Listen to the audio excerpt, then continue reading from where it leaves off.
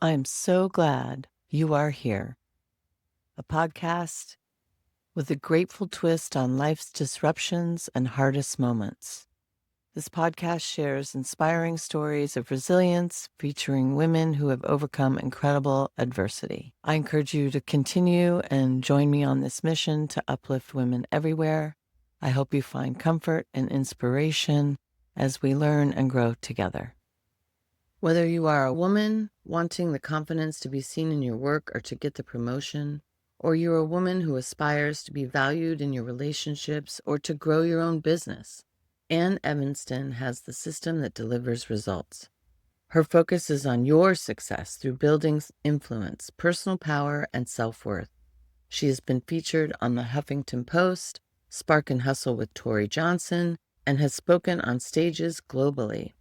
About.com named her one of the top 6 leadership consultants. She is a published author of The Self-Love Evolution for Women, a guide and journal, and Unscripted, How Women Thrive on Amazon.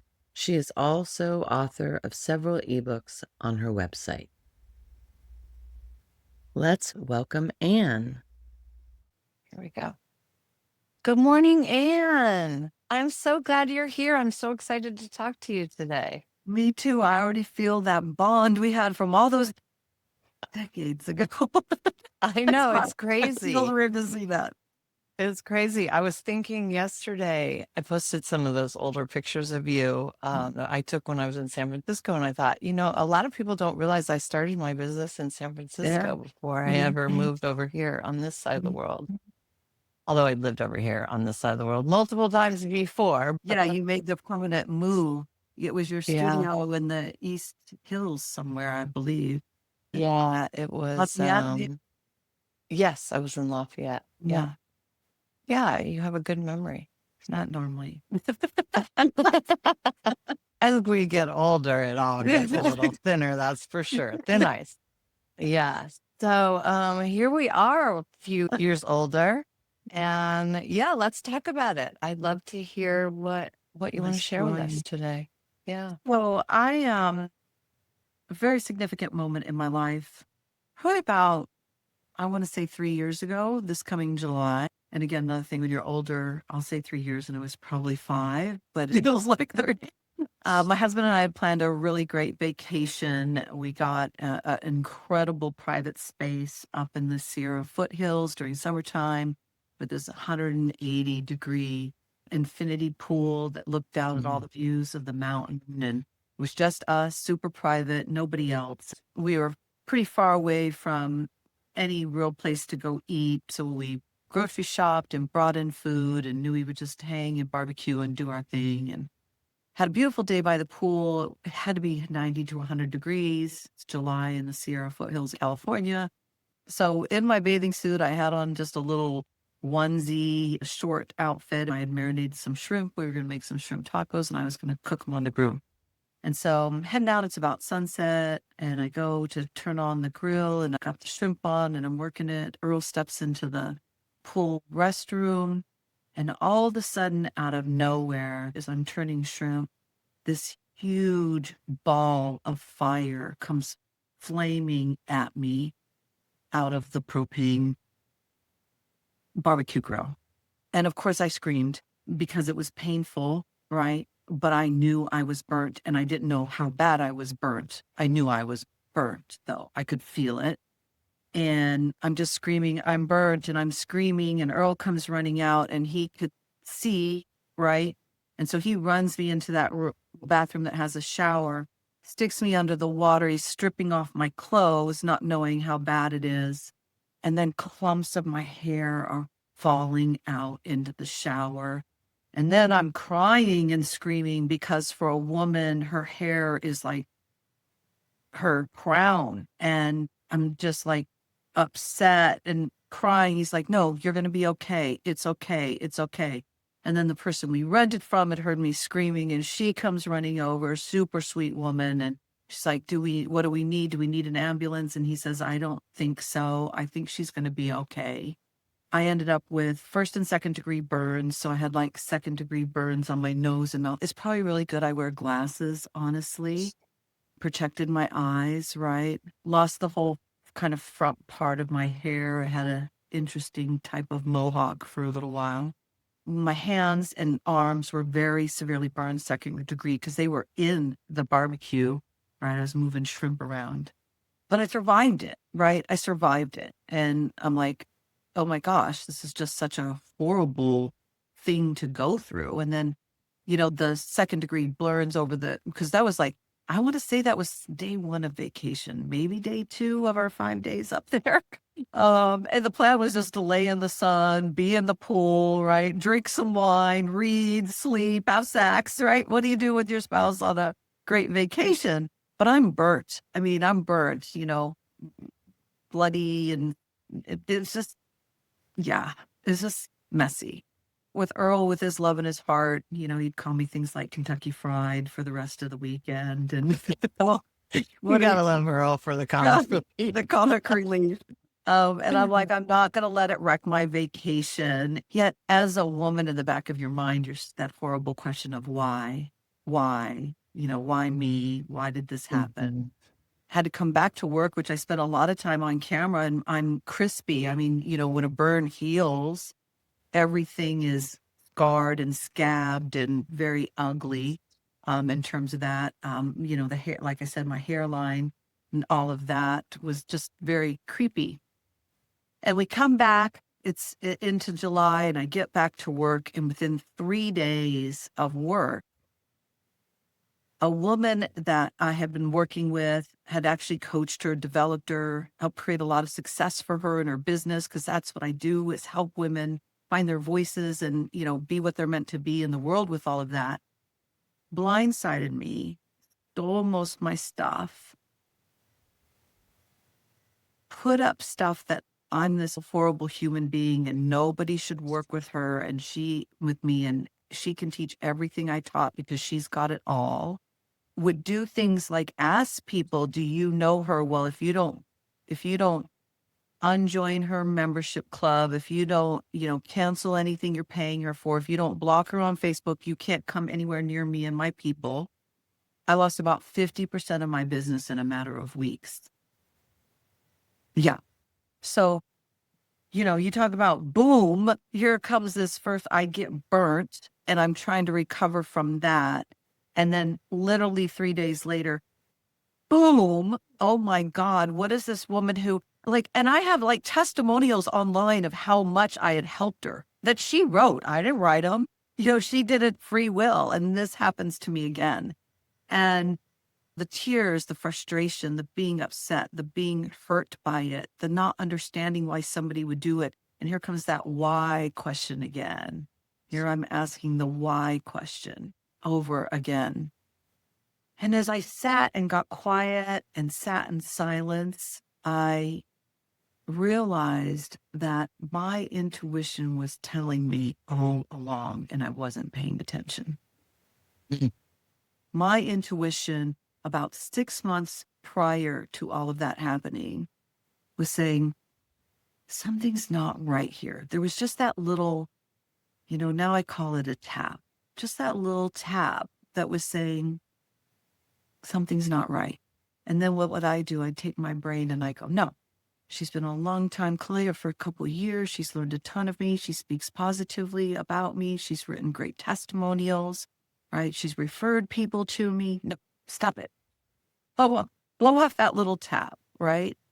And then about 3 months before, I start to realize that the tap is getting louder. The intuition, my guides are giving me cricks in my neck, or I'm not sleeping. I'm having weird dreams and I can't sleep. And again, I'm blowing them off. I mean, even some of my people on my leadership team, I was like, I don't know, I'm just having weird feelings about this woman. And they're like, yeah, but she's such a support of you. She's such a fan of you. Just reinforcing what was up here versus what was down in my gut and my heart. In that moment of really getting quiet and going through that, I realized that the fire was my gut, my intuition, my guides telling me, you are going to get burned and you're not listening.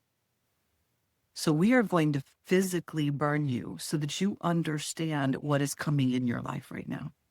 Wow. Yeah. It gives me chills to think about it, right? Ignoring all the little signs and blowing them off for bigger, more logical things that I could talk myself out of those little signs that my guides were like, you're not paying attention. So tap, tap, knock, punch, right? In the face to make me aware that something really big. You think getting burned is big? No, watch somebody try to tear down everything you've worked on for 2 decades. Wow. Right. So, can I ask you some questions before we keep going? Absolutely. So, what were the taps? Do you remember them? And why did you feel like they were about her?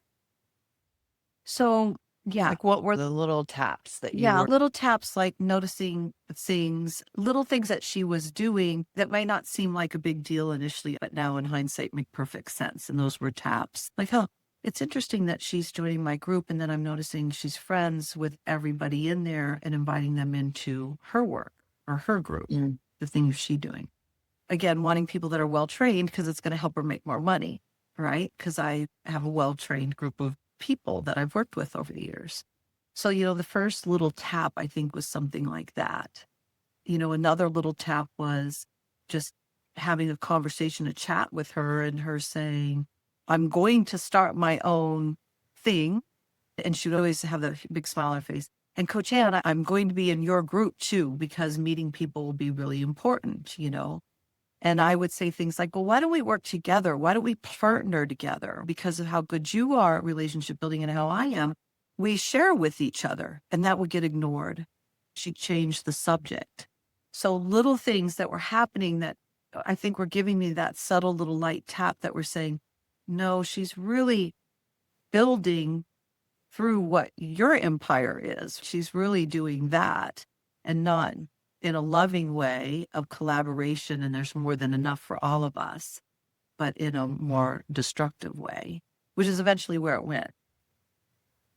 So, why do you think we do that? As women. Yeah. I think a lot of your story is why me, right? I've had those moments. Why is this happening to me? I've actually started changing that and I've started calling it what is happening for me. This is happening for me. Even if it's a gut punch, Yes. I'm like, this is happening for me. There's something for me to learn here. Yes. But the younger me always thought everything was happening to me. Right. But why do we ignore the taps on the shoulders? Why do we so easily dismiss them, the red flags? We're kind of brought up that way in a lot of ways. Like if I think about red flags with relationships, we're so quick to forgive. We're so quick to explain something away when we really should be digging deeper. Like, why am I okay with this? Why am I resisting this? Why am I upset by this? I shouldn't be upset. I shouldn't be upset. This is nothing. Right. She's been a colleague and a supporter of my work for years. Yeah. I'm going to give her the benefit of the doubt. Right. So it's interesting too, the question you just asked me was why, right? Why do we do this as women? Why? And as I was telling you this story, that's the question I kept asking myself, the why question. And I even joked with you that question doesn't serve us. Right. The why question doesn't serve us. So first of all, as women, and I tell women this all the time, stop asking why. Why is not serving you? Why spirals you into chaos and insecurity in yourself? Right? So your shift to what? I always say, what is happening? What am I meant to pay attention to? What am I learning from this? How can I be better as a result? So what and how questions are so much better for us than the why question, because the why questions just keep us spiraled in our own shit. Let's be real. Right? Yeah. And the insecurity. Such a great observation. Yeah. That's amazing. So though, what do I believe makes it true that we as women do this to ourselves? I think it's our own self-love evolution, the places where we get stuck, whether it be from past hurts, betrayals, letdowns, disappointments that we haven't yet owned as a part of our life, accepted, let go of, forgiven ourselves for holding on to them. And then we start to second guess ourselves in other things going further down the road because we're still attached to this old story that doesn't matter anymore. You know, the person that betrayed you, the family member that hurt you, the man that did horrible things, they've all moved on. They've moved on. They're good. They're not thinking about you. Right. What they put you through. They have moved on. Yes. And we somehow hold on, right? We make it part of our story. Like, I'm not good enough. I must have had a problem. I was the problem. I was the reason that happened. And then that builds into how you treat other people. You know, the story continues. I always say a different person would show up and betray you again. They just look different until you've healed the betrayal and you've decided that you're going to do differently for yourself. You're going to realize, yes, that story is making me part of who I am. I'm a very strong, resilient woman from those stories. Yet if I don't forgive myself for hanging on to that person and that thing, then I keep the cycle going in my life. Well, yeah. Yeah, it's so true. And I think that is one of the benefits of getting older and getting wiser is that Yeah. we start to give ourselves a lot more grace. We start to recognize all the choices that we've made Mhm. that have set things up like that, right? Mhm. And the more we come into that space of what we truly can control is where our personal power really Right. steps in for us, right? Because it's what am I doing to attract this? Or what is Right. it that I've got to let go of? Or what am I choosing, right? Because we get to we're in control of very little, and it's all to do with us. We're in control of what we choose, what we say, how we react or respond to something, Mhm. what we choose to bring in, what we choose to let go. But we can't control anybody else. We can't make anybody else change. We can't make them make different decisions. We can't insist No. or tell them what they should or shouldn't be doing. Please don't should on me. And stop shitting on yourself too. And stop shitting on yourself. Yes. Most importantly. Yeah. Right. And you're absolutely right in this, because this last scenario, I'm pushing 60. You know, I remember my grandmother's Italian grandmother, 96 when she died. It's probably about 93. She said to me, "You're either green and growing or you're ripe and rotten." Mhm. And I think the growing is we are always evolving. We are always evolving. And that evolution is more of an internal process. Yeah. Is my hair getting grayer? Am I getting wrinkler? Do I have roles I didn't have 20 years ago? Of course. But the evolution is really internally with myself and the relationship I have with myself and developing that in stronger ways. Because trust me, the old me wanted to take her ass down. For sure. I would have grabbed a baseball bat and I'd be like, let's go. Right. And I had enough people that were like, I will go with you. Let's go to the town she lives in and get her in a dark alley. There were people who were rallying that around me. And I said, no, you know what? Yeah. I'm going to be silent because I am better. Yeah. I don't have to be vicious or mean. I will rise like the phoenix from the fire. I will rise from the fire. I will be a better human being than that. You know? And if people choose to believe her truth, they weren't my people anyway. Let them go. Clear the Right. field. You know, I said about half my business just disappeared in a matter of a month. And at first I cried. I'm crying. Yeah. I'm sad. I'm like, my gosh. And I'm like, stop. Hang on. Good riddance. They were never meant to be a part of your tribe anyway. Let them go. Clear the fields for new abundance. Let them figure it out for themselves. And figure out for themselves what the truth is. Yeah. Yeah. I love that. I'm probably going to mention this every podcast just because I love Mel Robbins and her book. Because guess what? She's going to do it again. Mm-hmm. And they will learn what they need to know when they need to know it. You know what is so You know? crazy about you saying that right now, Tanya, is after this podcast, my husband and I are going to go to the gym and work out. Drew and I are going to work out. And there's a t-shirt sitting on that chair behind me right there. It's a Let Them t-shirt that I'm going to go put on for the gym today. So the universe knew you were going to say that for some reason. Right. It is a Let Them t-shirt. Yeah. I Let love that. them. What? Let them. Yeah. And let me. Yeah. The That's the world is beauty. so That's the part big. that a lot of people don't talk about in that book, that it's not just let them, Yeah. right? It really comes back to your personal power again. Let them do that and let me choose my personal power Right. and coming from my space. Yeah. And I don't have to get wrapped up in that. And you know what's You so know. crazy about it now being a few years later? Because I probably met her in the early part of the pandemic. So, that's 5 years ago now, which, the pandemic was very significant for me and my business because I speak on stages, I travel, and I had a really booked 2020 year.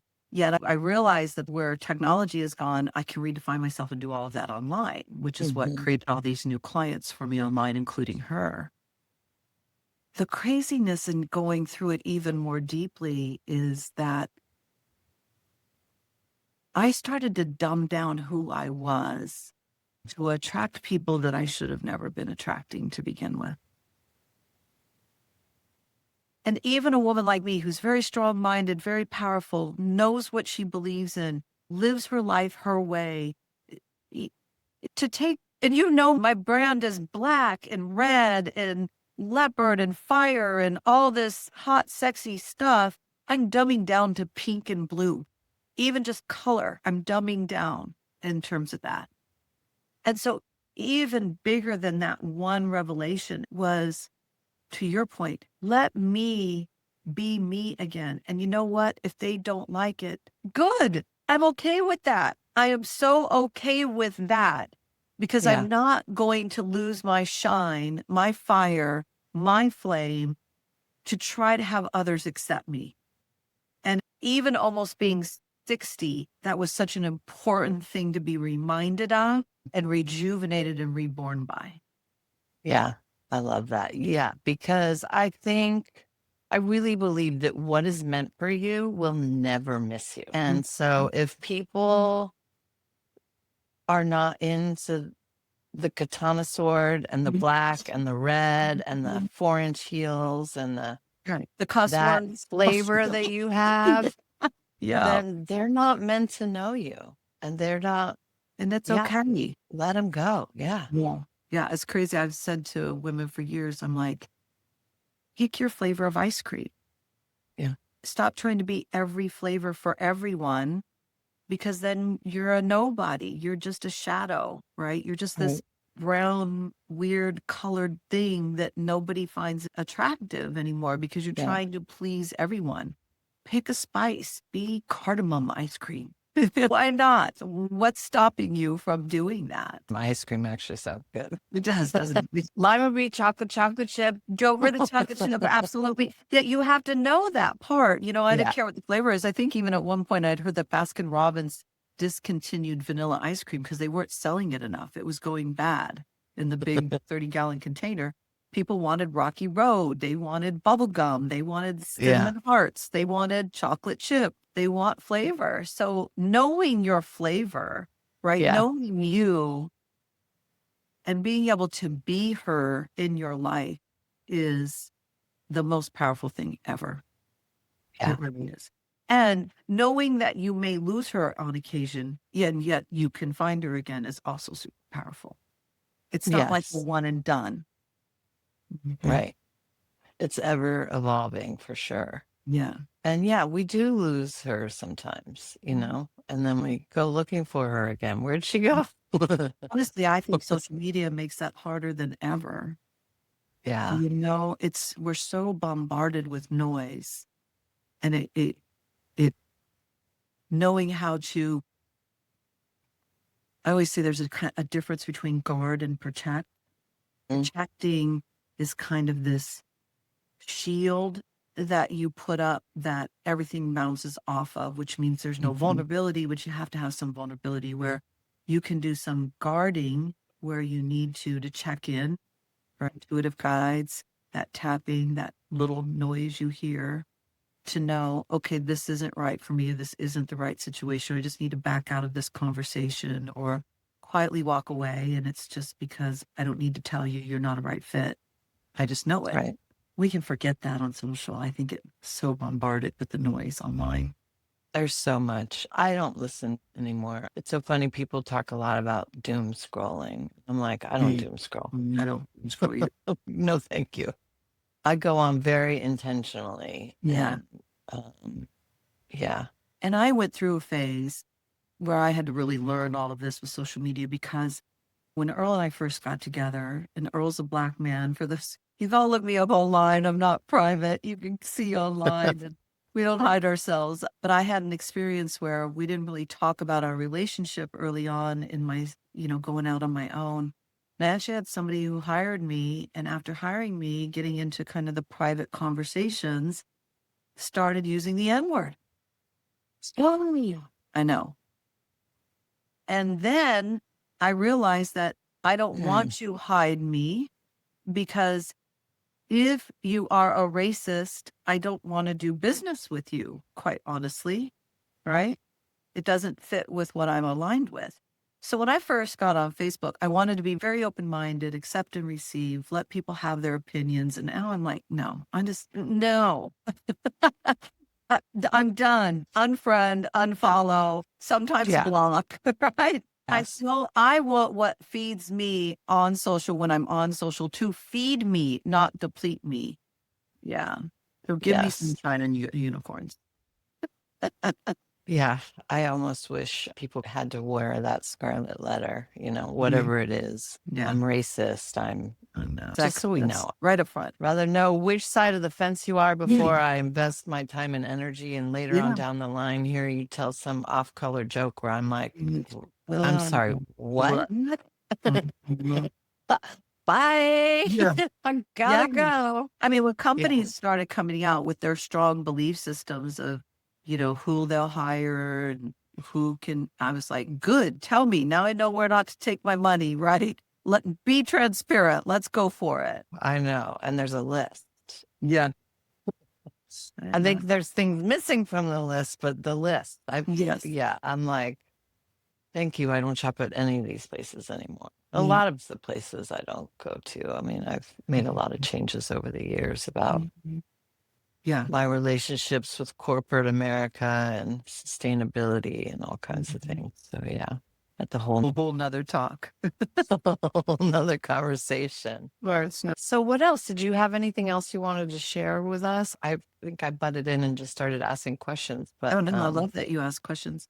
No, I think that's the story, realizing that and kind of summarizing it for me and for your listeners is that you're born with an intuition. We all are. And, I say it's my guides, yet often they're giving you those little taps and we're brushing them off, we're ignoring them. And I do believe they will keep tapping. And it might not be as severe as getting burned like I did, yet it could be you're sick, your body's breaking down, like it's putting you in bed because it's saying you're not paying attention to the signs. And we all have it. We just have to remember that we have it and trust it and tap into it. Yeah.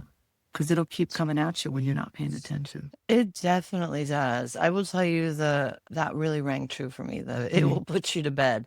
So last year was kind of a rebuilding year for me. And I'm still in rebuilding mode, but I'm sort of at the tail end of it. And the podcast had been high on my list.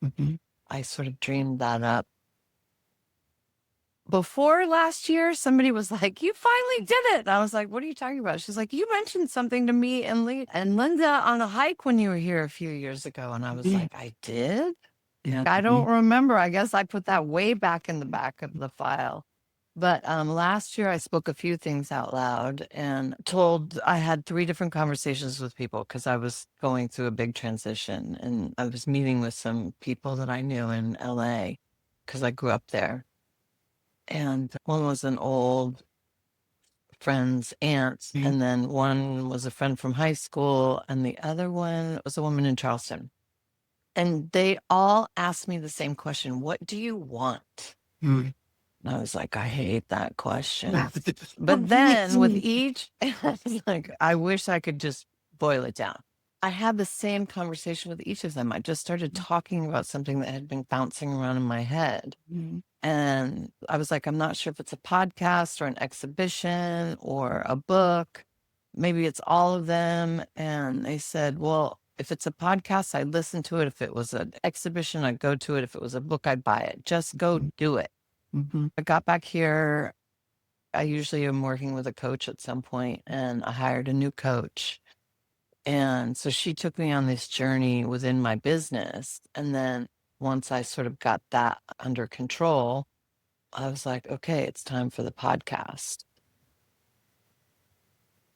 It took me probably 6 to 8 weeks of once I got started, once I got over the fear, it was just go, go, go, go. I talked that fear down and said, go sit in the corner somewhere. I got things to do.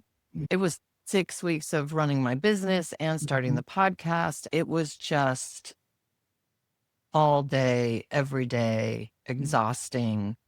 I wasn't sleeping well, mostly because of menopause. After I finally launched the first one, the rest of April sort of, I could take a deep breath. I was like, okay, it's time to start sleeping again and chill out. You did all the heavy lifting. Mhm. Now get back to sleeping well and doing the things that you love. By the end of the day, I was like, I just want to go to bed. I'm so tired.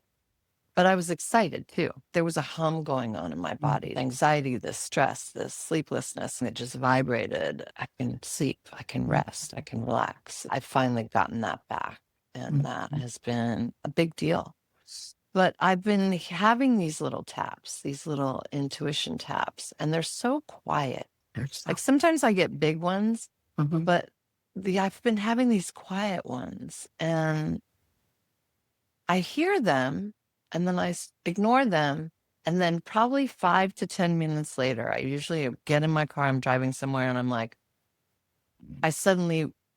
I'm like, I should have done that. I can't think of the specifics, but it always has to do with where I'm going or who I need to talk to or something like that. It's like, I should have brought that with me, or I should have called ahead and said this or whatever. Like there's always this moment where I realize it would have been a good impulse to just follow through with.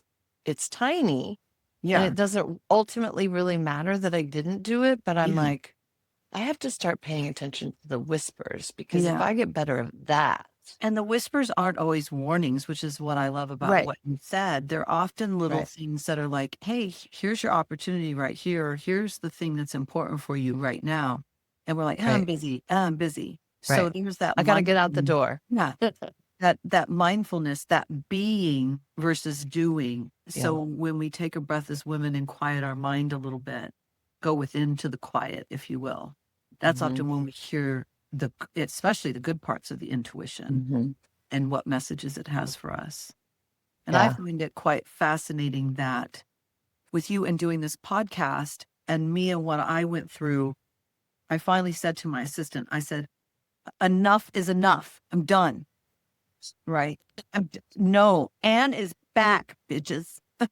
And then literally, like within a week, you of all people come in my stream on Facebook talking about a podcast.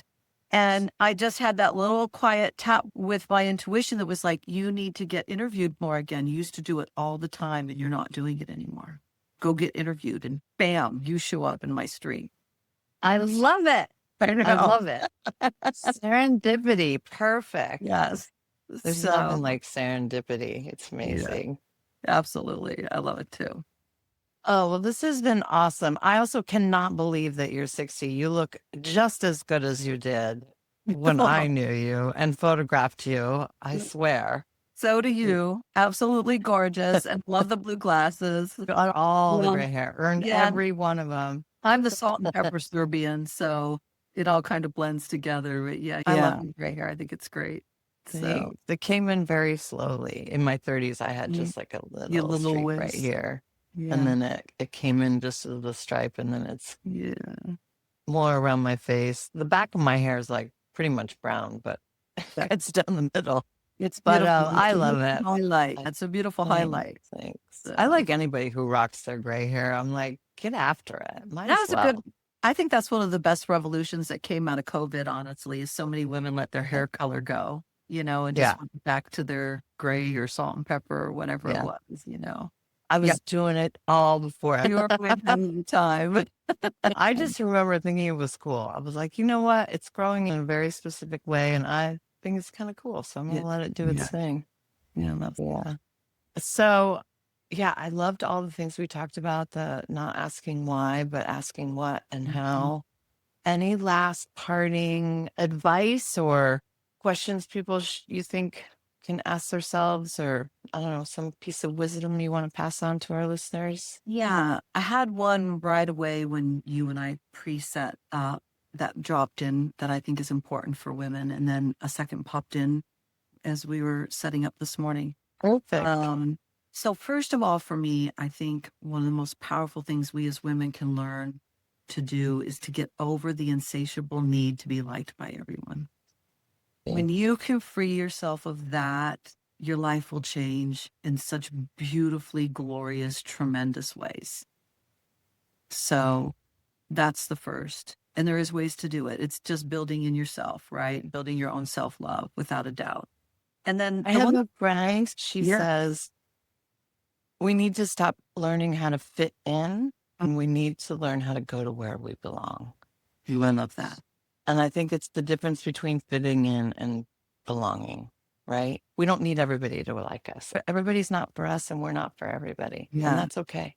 Thank goodness. But Imagine where do you everybody belong? was exactly like me. Oh, I wish. I don't think I'd get along with everybody if they were like me. I'd be like, Right. who's that bossy bitch over there? Exactly. Exactly. And you interrupt all the time. Yes, that too. Exactly. Yeah, I all love right. go to where you belong. Yeah. So what's your second one? And Hit the us up. second one is understanding the difference between accept versus understand. And acceptance is about faith, right? Acceptance is about believing in what you cannot see, trusting that gut and intuition. Understanding is I need proof. I need proof before I can decide. I need proof before I can move forward. No, you don't. You already have it. It's right here. It's in your being. It's telling you in every moment that this is the greatness you're supposed to achieve, or this is the relationship you're meant to end.